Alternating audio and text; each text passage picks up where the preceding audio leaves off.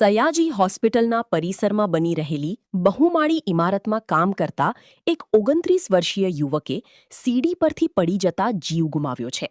ઘટનાને પગલે સયાજી હોસ્પિટલમાં અફરાતફરીનો માહોલ સર્જાયો હતો.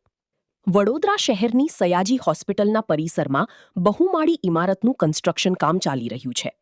જે ઇમારતના 9મા માળે કામ કરી રહેલા જગંદુ ચૌહાણ નામનો યુવક અચાનક સીડી પરથી પડી જતા સાથી કર્મચારીઓ તાત્કાલિક સયાજી હોસ્પિટલના ઇમરજન્સી વિભાગમાં પહોંચ્યા હતા, જ્યાં ફરજ પર હાજર તબીબોએ યુવકને મૃત જાહેર કર્યો હતો.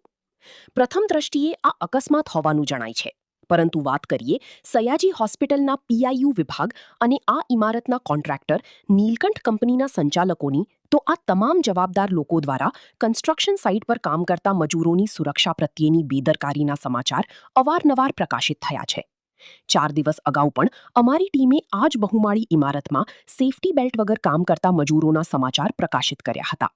સાથે જ તે અંગે પીઆઈઓ વિભાગના અધિકારી મહેશ દવેનું પણ ધ્યાન દોર્યું હતું. જ્યારે થોડા સમય અગાઉ એક મહિલા મજૂર ઉપરથી નીચે પટકાતા ગંભીર રીતે ઈજાગ્રસ્ત થઈ હતી. જે તે સમયે પીઆઈઓ વિભાગ અને કોન્ટ્રાક્ટર દ્વારા સમગ્ર મામલો સગેવગે કરી દેવામાં આવ્યો હતો. ત્યારે આજે આ યુવકના મોત બાદ ફરી સયાજી હોસ્પિટલના પીઆઈયુ વિભાગના અધિકારી અને નીલકંઠ ઇન્ફ્રાના સંચાલકો ફરી એકવાર દોડતા થયા હતા. સમગ્ર મામલે મોડા પણ પીઆઈયુ વિભાગના અધિકારી મહેશ દવે ઇમરજન્સી વિભાગ પહોંચ્યા હતા.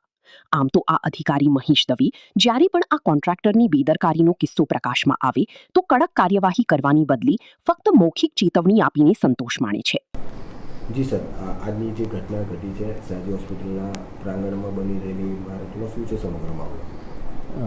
એસએસજી હોસ્પિટલના અંડર કન્સ્ટ્રક્શન બિલ્ડિંગ એમસીએચ બિલ્ડિંગમાં કામ કરતા મજૂરનું પડી જવાની હાલતમાં અત્રેની હોસ્પિટલમાં સારવાર અર્થે લાવેલા, પરંતુ અમારા ફરજ પરના ડૉક્ટરે એને મરણ જાહેર કરેલો, એટલે મૃત હાલતમાં જ અત્રે લઈ આવેલ છે.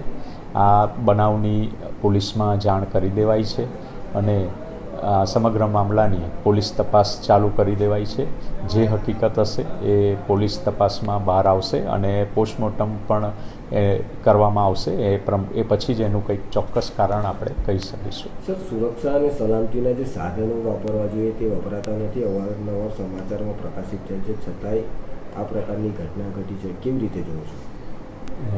અંડર કન્સ્ટ્રક્શન સાઇટ પર કામ કરતા કર્મચારી મજૂરોની સુરક્ષા જે તે કોન્ટ્રાક્ટર અને જે બી એને કોન્ટ્રાક્ટ આપનાર સંસ્થા હોય એ બધાએ એનું સંયુક્ત ધ્યાન રાખવાનું જ રહેતું હોય છે અને સલામતીની તમામ વ્યવસ્થા એ લોકોએ ઊભી કરવાની રહેતી હોય છે.